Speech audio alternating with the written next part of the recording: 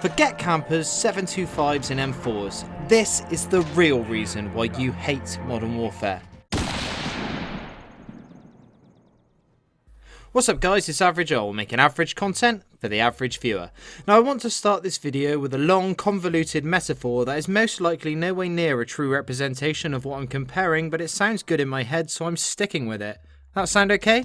Great. So just take a second and imagine that you played football, or soccer for you chaps over the pond. Now, when you start playing football and you're young, the people that you play are pretty much as skilled at it as you are, or maybe you are better than the majority of them. And soon you come to realise that actually you're quite good at football. You are always picked first for teams at school and eventually you get scouted for a county team. The players on the other team have a much better level of skill and the football matches you play are gradually getting harder and harder, but that's good because you know when you beat them and eventually win your league, then your team is going to get promoted up to the next division. So as your career continues, you get a contract with a team like Burnley in the Championship and the level of skill continues to grow, but you are still better than them and you carry Burnley all the way to the Premiership. After another season, you are in the FA Cup final and playing the hardest game of your life against players that are all at or above your level of skill, but you play your absolute best and then win. And all of your years of hard work and perseverance have paid off and you are now the world's best. Now I want you to imagine that you were just trying to play football for fun in a local league, and for some weird reason every match you play is against slightly better and better teams, but the difference here is when you reach the level of the opponents that is equivalent to world class, you aren't famous and you don't get a massive trophy or high acclaim, and next Sunday you have to play a team that is even better with no incentive. Now in this situation the logical thing to do would be to throw the odd game so the skill of your opponents doesn't increase and you can continue to play at a level that is fun. Well, that is what I firmly believe is the current issue with Modern Warfare. And what this poorly constructed, overdrawn out metaphor was meant to reflect was of course skill-based matchmaking. Now just a quick disclaimer, I haven't got the time to sit through and do meticulous testing on the strength of skill-based matchmaking in Modern Warfare, so a lot of my opinions and evidence is purely anecdotal, so take it with a pinch of salt. However, at the time of me recording this, a brilliant YouTuber, the xclusiveace, as well as Drifter, has just released a massive videos with their findings after a whole weekend of testing, and the results are extremely telling. So, if you want to watch that video, a link will be in the description, but don't go clicking away from this video now. I mean, you gotta watch to the end of this one. Also, if you're new here and you like this style of content, then it would make my day if you'd subscribe, and let's see if we can hit 30 likes on this video. So let's talk about it. For those of you who don't know, skill-based matchmaking is a system implemented in video games whereby you are put into games with players of a similar skill level to you. And this may be based off kill-death ratios, score per minute, etc. But most likely, all of these stats are considered into one single score. That becomes your matchmaking rank.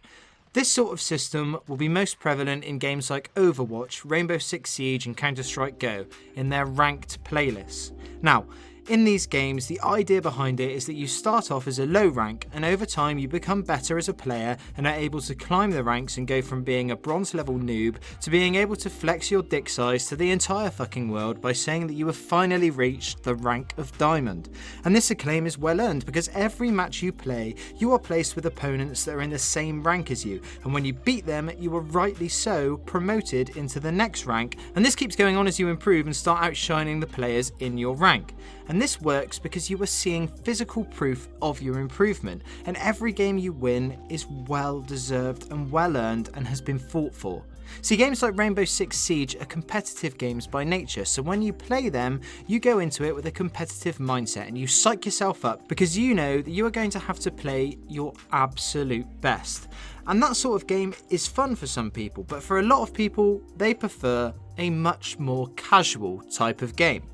Enter Call of Duty, a franchise that for the last 12 years has dominated the first-person shooter genre for that exact reason. It's made for casual players who want to hop on and blow off some steam.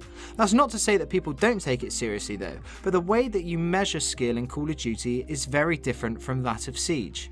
In CoD we have kill streaks These are rewards that you get for getting a number of kills in a row without dying, and then in turn you get rewarded in the form of an overpowered piece of ordnance that helps grow the amount of kills that you have, and then at the end of the game, when everyone else has KDs of 20 to 15 or 12 to 7 and you have gone 52 and 4, that is how you know that you are good at the game. The problem we are seeing in Modern Warfare is that if you manage to have a few games where you outshine the competition and go absolutely ham in the lobby, the next game you are put into are against noticeably better players and you're back going 15 for 12 or worse, barely even going positive. This works in Siege because as you get better at the game, you are entering new ranks, and to prove how good you are, you want to beat the people of your same skill level because the incentive is to climb the ranks. But with the way that sbmm is being implemented in CoD is that there is no incentive to get better at the game because every time you improve, you are placed in lobbies with other players who are equally as sweaty as you. And for this style of game, it is extremely tiring game after game and leads to you getting frustrated and burned out extremely quickly. Now I know that a lot of you will say that you just want to be able to pub stomp every single game and basically just shit on noobs, but honestly that is not the case. Having the odd game where you come up against players that are better than you are fine because it reflects accurately where you sit in the general skills spectrum of the game. So if you are an average player, then most games you play you will probably get a pretty average score, but as you practice and improve at the game, you should begin to notice that you are actually better than most of the people that you are coming up against.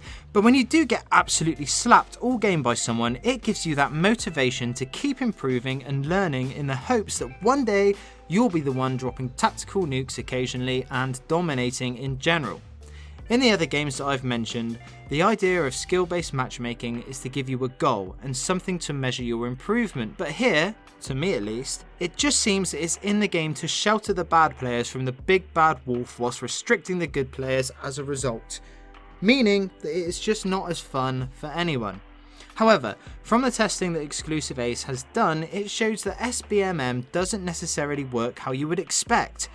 One would expect that you would be matched with players that have similar global stats to you. So if you're a 1.5 KD player, you will also be matched with other 1.5 KD players. But this doesn't seem to be the case.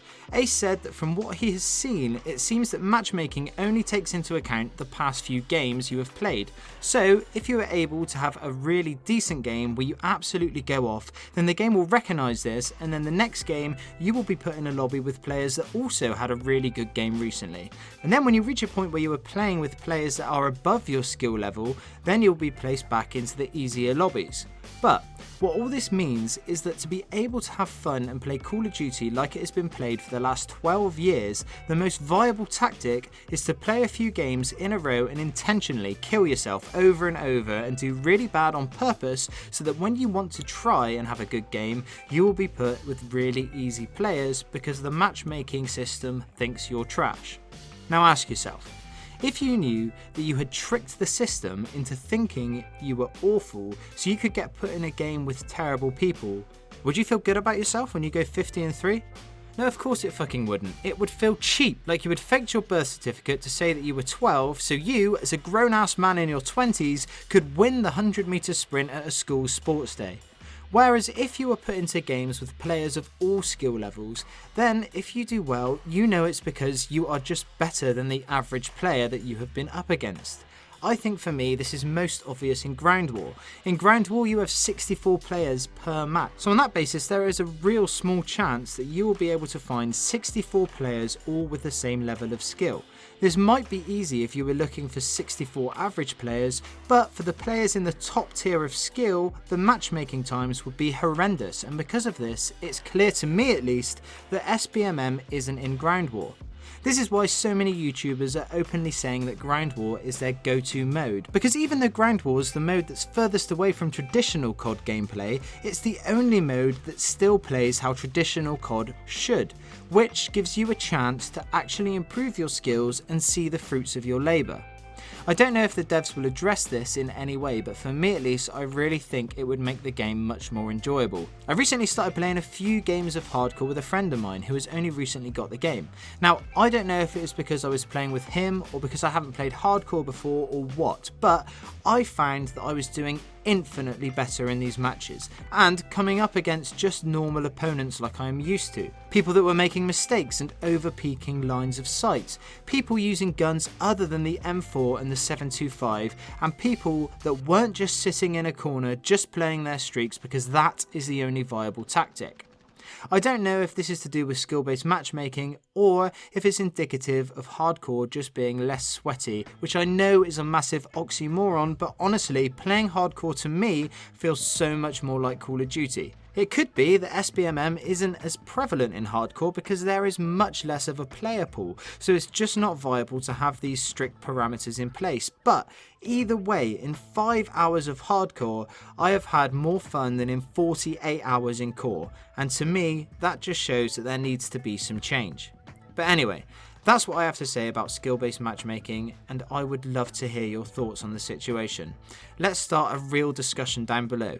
Do you think that skill-based matchmaking is a good system for Call of Duty, or would you like to see a return to a more classic style of matchmaking? As you know, I like to see who sticks around to the end of these videos, so if you're still with me, I would love you to comment down below the worst name for a baby you can think of in 2019.